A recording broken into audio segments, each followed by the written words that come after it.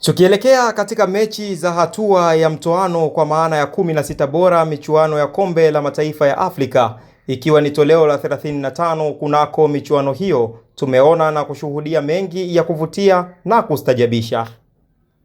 Jina la Ayoub El Kaabi si geni kwa wapenzi wa soka barani Afrika na Ulaya, akiwa ni mmoja wa washambuliaji waliopata umaarufu mkubwa katika miaka ya karibuni. El Kaabi alizaliwa na kukulia Casablanca, Morocco, katika familia ya kipato cha chini, hali iliyomlazimu kubeba jukumu kubwa la kusaidia familia yake mapema. Vyanzo mbalimbali vinaeleza kuwa aliacha shule akiwa na umri wa miaka 15 ili kujitafutia kwa ajili yake na familia yake. Katika harakati zake za maisha, El Kaabi aliwahi kufanya kazi ya useremala, yaani carpenter, katika eneo la Mediouna huko Casablanca, pamoja na kazi nyingine za ujenzi na uchongaji, akijitahidi kuendana na changamoto za maisha.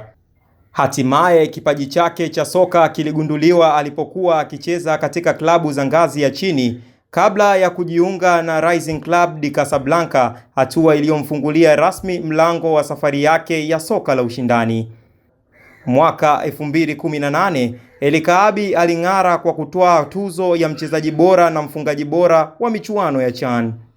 Kwa sasa mshambuliaji huyo wa timu ya taifa ya Morocco amefunga mabao 3 katika AFCON hii, huku mawili kati ya mabao hayo yakitajwa kuwa miongoni mwa mabao bora zaidi ya mashindano, na kuna uwezekano mkubwa yakawania tuzo ya goli bora la michuano.